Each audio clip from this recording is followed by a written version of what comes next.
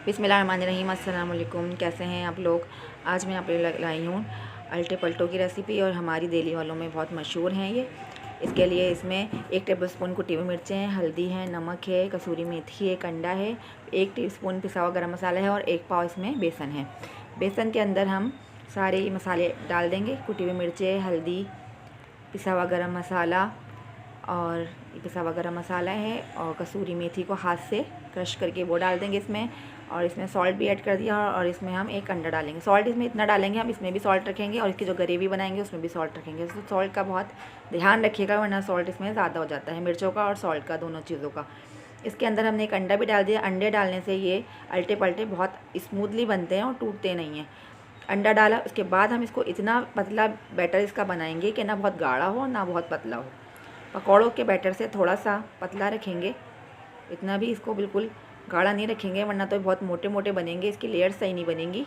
इसके बाद मैंने इसको थोड़ी देर रख दिया था और एक फ्राई पैन ले लें या तवा ले लें। तवा भारी होता है, मैंने तवा ले लिया। इसके ऊपर थोड़ा सा ऑयल डाल के गर्म करके उसके ऊपर मैंने किसी स्पून से फैला दिया है, जैसे हम डोसे वगैरह बनाते हैं, और इसको थोड़ी देर तक छोड़ देंगे। उसके बाद इसको हम पलटना शुरू करेंगे। इसको अल्टे पलटे इसीलिए कहा जाता है कि इसको हम पलटते हैं। इसको हम इस तरह अलट पलट करके फोल्ड कर लेंगे और सिलेंडर टाइप का बना लेंगे। उसके बाद हमने इसके छोटे पीसेस कट किए थे और इसकी टेस्ट वाइज बिल्कुल मछली जा सकते हैं और लुक वाइज भी मछली लगती है। जैसे जो लोग मछली नहीं खाते वो ये खास के आराम से मछली की क्रेविंग को दूर कर सकते हैं। और ये फोल्ड कर लिया। अब इसको मैं कट करूँगी छोटे छोटे पीसेस में। कट करने के बाद फिर हम इसको ग्रेवी में डालेंगे। ग्रेवी के लिए जो जो चीज़ें हमें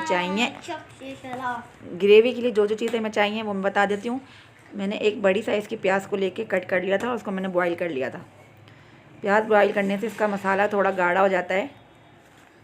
और इसको मैं बघारूँगी मेथी दाने और कलौंजी से। इसमें पिसी हुई मिर्चें, पिसा हुआ धनिया, हल्दी और लहसुन अदरक है और ये सारी चीज़ें, और दही 1 पाव।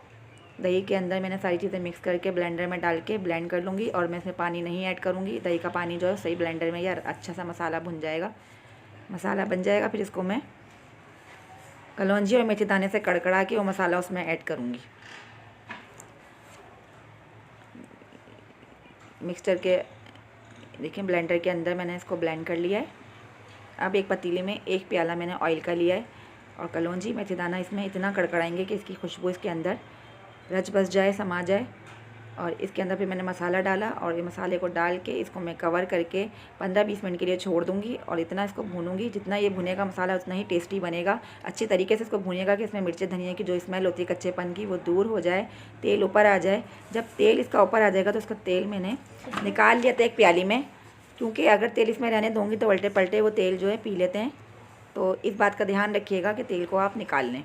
तेल लास्ट में ऐड करेंगे, जिस तरह नहारी में हम तेल लास्ट में ऐड करते हैं, इसी तरह देखिए मैंने इसमें अल्टे पलटे डाल दिए थे। जितने मुझे ग्रेवी चाहिए उतनी ग्रेवी मैंने रख के इसमें अल्टे पलटे ऐड करके इसके ऊपर मैंने ऑयल डाल दिया है।